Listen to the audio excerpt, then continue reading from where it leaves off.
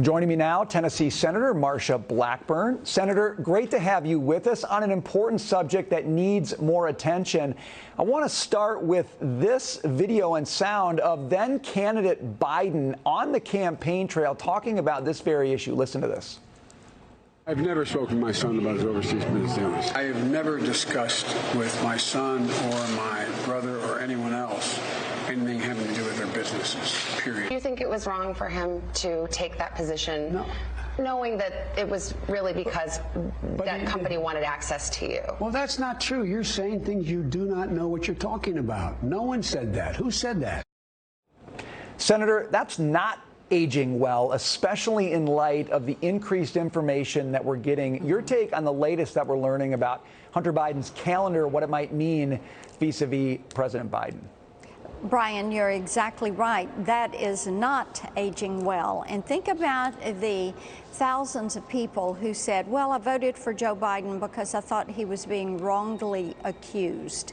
And now they find out, not because something somebody said or anecdotal or innuendo, but from Hunter's own computer in his own calendar, that yes, indeed, Joe Biden met repeatedly, the 30 meetings you referenced, the fact that Hunter worked for a 5-year period with a Ukrainian company and a Chinese businessman, bringing in $11 million through that relationship, 5 deals they did with the Chinese companies, $31 million. Biden Incorporated has benefited from these relationships, and it appears that Joe Biden was aware. Why else would Hunter Biden be taking his business partner to meet with the then vice president and would do that repeatedly? It wasn't something that was just once or twice.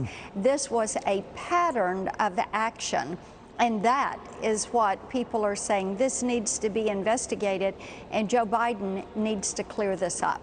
Senator, are Republicans setting the stage for that kind of investigation? If, in fact, you take back Congress this fall, what can people expect in terms of a real systematic investigation of what's going on here?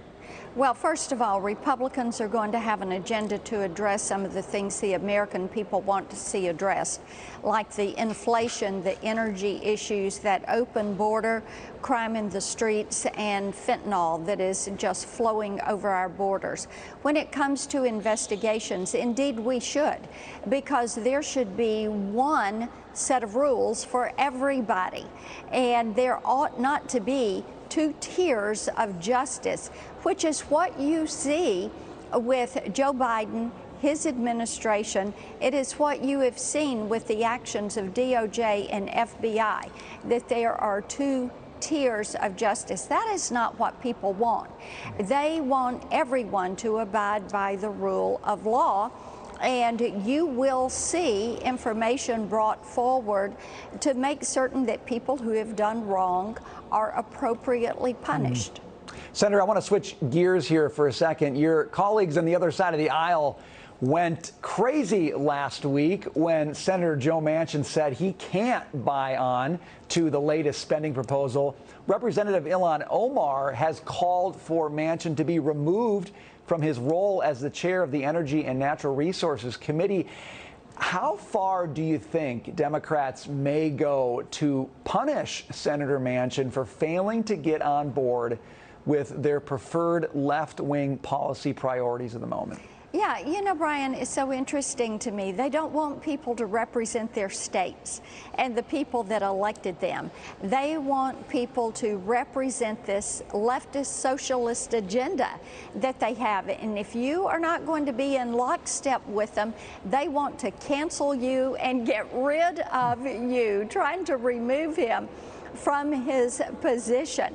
It just shows you there is no opportunity to have a big tent or diverse opinions on the Democrat side of the aisle. You have to be in lockstep. You have to be supporting this leftist agenda. And if you were to even say anything in opposition to it, like Manchin and others have done. Look at the way you're treated. No diversity of opinion. No, and they ought to be thanking him because he might save him from even worse inflation. But that's a story for another day. Senator, we have to leave it there. Great to see you. Thanks for being with us. Good to see you. Thank you.